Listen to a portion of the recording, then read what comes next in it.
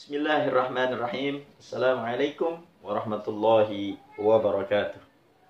Alhamdulillah wassalatu wassalamu ala Rasulillah Muhammad ibni Abdillah wa ala alihi wa sahbihi wa mawala. La haula wa la quwwata illa billah. Alhamdulillah, ngaji bareng lagi kita. Pada kesempatan kali ini kita akan membahas tentang sabda Nabi besar Muhammad sallallahu alaihi wasallam yang mengatakan bahwa ada seseorang yang masuk ke dalam surganya Allah Subhanahu wa taala karena dosanya yang dia lakukan. Bagaimana selanjutnya? Sebelumnya marilah sama-sama kita niatkan di dalam diri kita untuk menuntut ilmunya Allah Subhanahu wa taala. Kali ini kita akan belajar kitab Mukasyafatul Qulub. Ini kitab karangan Asy-Syaikh Al-Imam Abi Hamid Muhammad bin Muhammad Al-Ghazali, atau yang biasa kita kenal dengan sebutan Imam Ghazali. Allah Subhanahu wa taala berfirman, "Tubu ilallahi taubatan nasuha."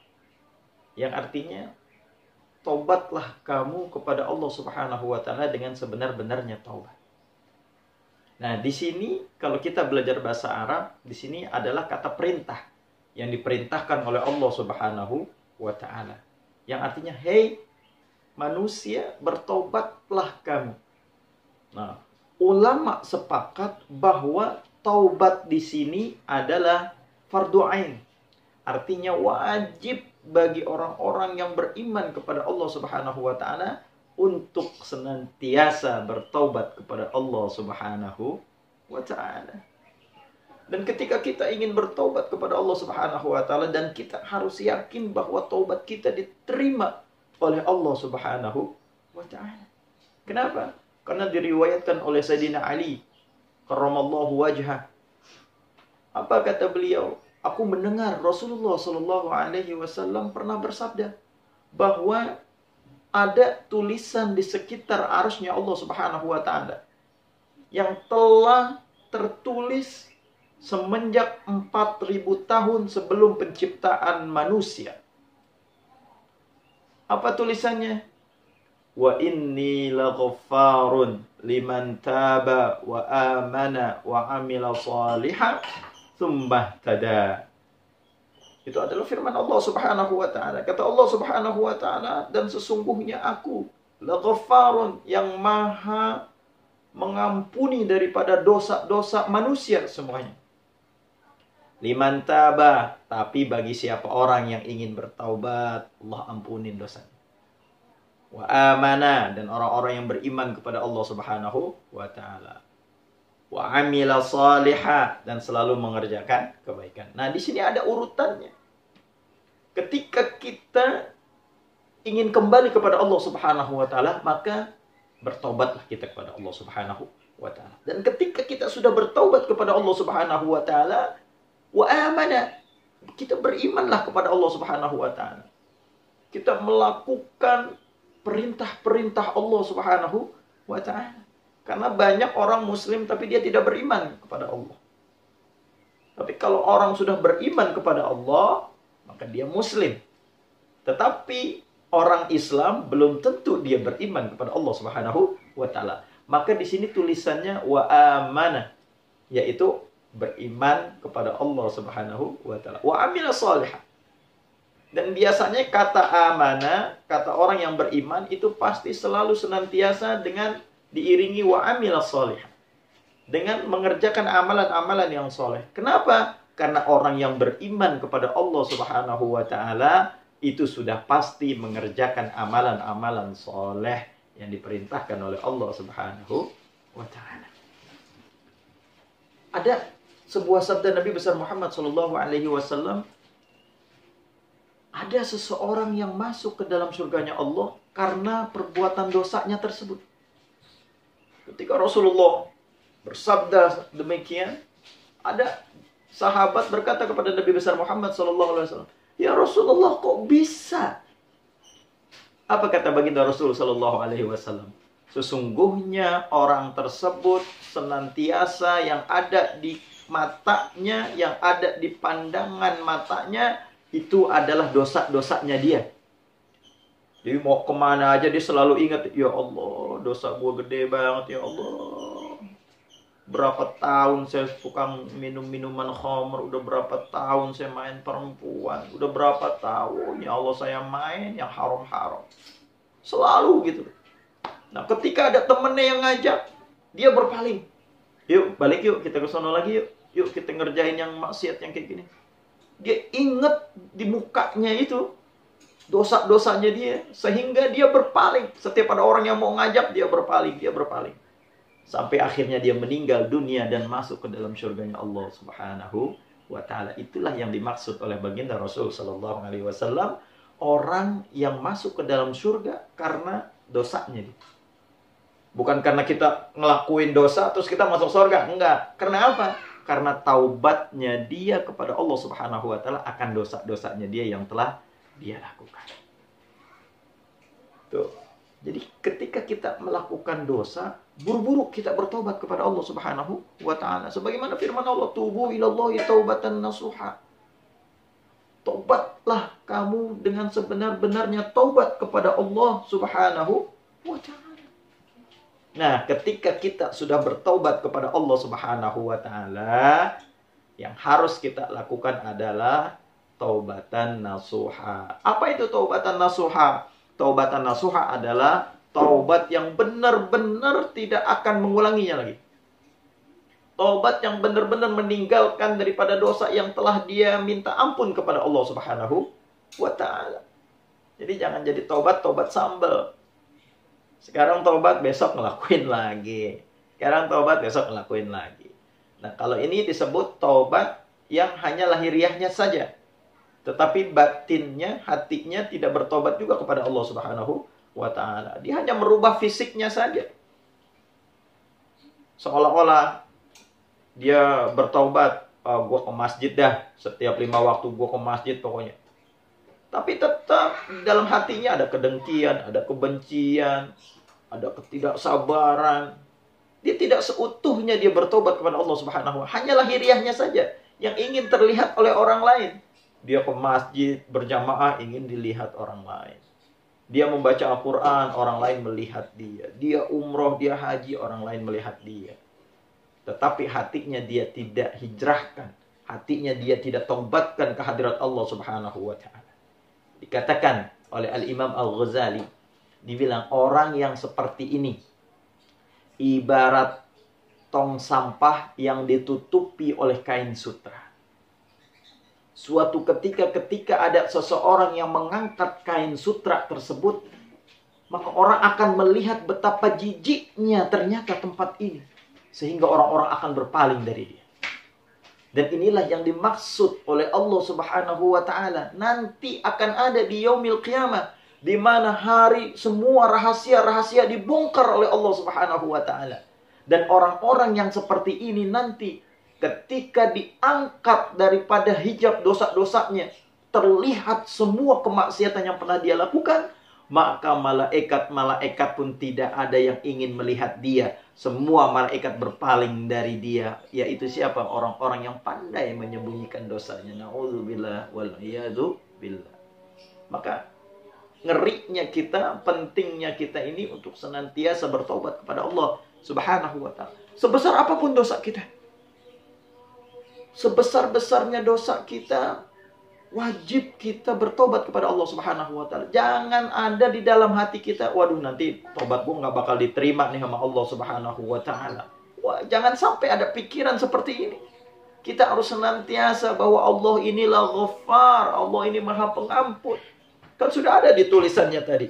Ditulis oleh Allah Subhanahu wa ta'ala 4.000 tahun sebelum manusia diciptakan oleh Allah Subhanahu wa ta'ala.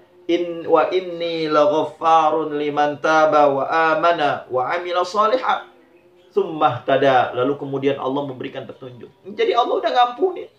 Allah udah tahu sebelum Allah menciptakan manusia. Kenapa Allah tulis seperti itu? Kenapa? Karena Allah tahu manusia ini kullu bani adam khata' wa khairul khata'ina at-tawwabun. Setiap manusia, anak cucunya Adam itu berlumuran dosa dan kesalahan. Dan sebaik-baiknya orang yang melakukan kesalahan yaitu bertaubat kepada Allah Subhanahu wa taala. Enggak usah khawatir. Wah, dosa saya gede nih, Ustaz. Wah, dosa saya seperti ini. Enggak usah khawatir. Karena pernah ada diceritakan Al-Faqih Abu Laits, dari sanadnya beliau menceritakan bahwa ketika itu Sayyidina Umar Ibn Al-Khattab menghadap kepada baginda Rasulullah Sallallahu Alaihi Wasallam dengan menangis, dengan hati yang runtuh. Umar datang kepada baginda Rasulullah. Ya Rasulullah, hatiku hancur ya Rasulullah mendengar daripada curhatan pemuda ini ya Rasulullah. Sambil menangis Sayyidina Umar. Kata baginda Rasul Sallallahu Alaihi Wasallam, kenapa wahai Umar? Di depan ada seorang pemuda ya Rasulullah. Dia ingin bertaubat ya Rasulullah. Keluarkanlah sabdamu ya Rasulullah. Lalu dibilang, suruh masuk wahai Umar, kata Nabi besar Muhammad sallallahu alaihi wasallam. Akhirnya pemuda ini masuk ke rumah baginda Rasul sallallahu alaihi wasallam.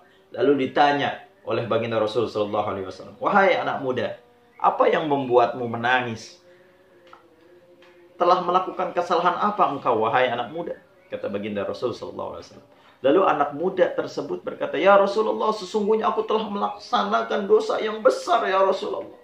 Kata Rasul, dosa apa yang telah engkau lakukan wahai anak muda? Apakah engkau telah syirik kepada Allah? Engkau menyekutukan Allah? Engkau menganggap ada Tuhan lain selain Allah? Pemuda tersebut menjawab, tidak ya Rasulullah. Lalu apa? Apakah engkau telah membunuh manusia? Lalu orang tersebut menjawab, tidak ya Rasulullah. Lalu Rasulullah Sallallahu Alaihi Wasallam bersabda, ketahuilah bahwa sebesar-besarnya dosa, Allah Subhanahu Wa Taala pasti akan mengampuni kita. Seketika itu Rasulullah bertanya lagi, emang dosa apa yang udah engkau lakukan? Lalu pemuda tersebut berkata, ya Rasulullah, aku malu ya Rasulullah, ingin bercerita. Apa kata Nabi? Ceritalah wahai anak muda. Singkat cerita, pemuda tersebut dengan rasa malu, dia berkata, ya Rasulullah, aku ini adalah seorang penggali kubur.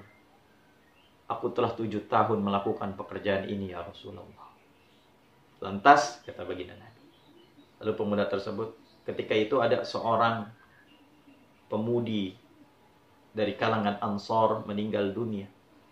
Dan aku menggali kuburannya ya Rasulullah. Lalu aku mengambil kain kafannya ya Rasulullah. Seketika itu pemuda tersebut pergi. Lalu aku pergi ya Rasulullah. Setelah aku mengambil kain kafannya. Setelah itu datanglah syaitan kepadaku ya Rasulullah. Belum lama aku beranjak dari kuburannya. Syaitan datang kepadaku menghampiriku. Dan menguasai daripada tubuhku. Jadi ini laki-laki dihasut sama syaitan.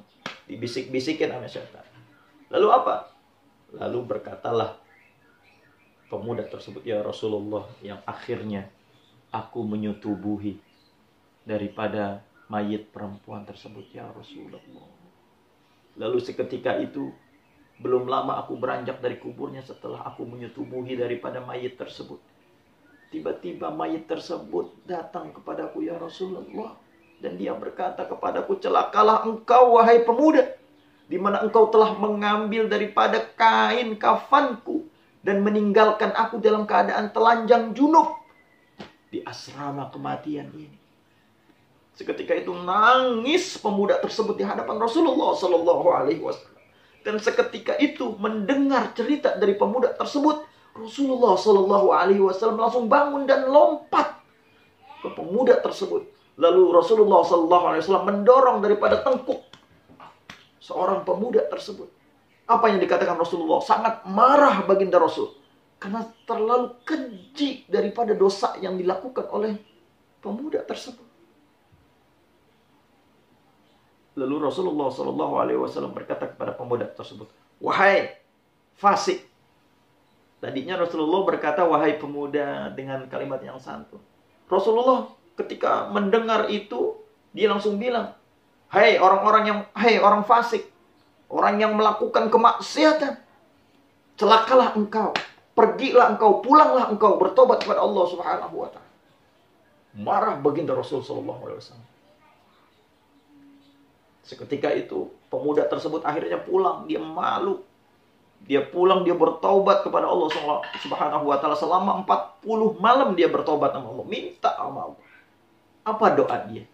Dikatakan, "Ya Allah, aku mohon ampun kepadamu ya Allah atas dosa-dosa yang udah pernah aku perbuat ini ya Allah. Jika memang doaku, taubatku ini diterima ya Allah, sampaikanlah kepada Muhammad bahwa dosaku ini telah diampuni oleh Engkau, ya Allah. Dan jika Engkau tidak mengampuni dosa-dosaku ini, ya Allah, maka utuslah api dan bakarlah aku hidup-hidup di rumahku." Masya Allah. Kalau orang dulu ya, masih ada sahabat Nabi, masih zamannya Nabi, orang kalau ngelakuin dosa benar-benar tobatnya.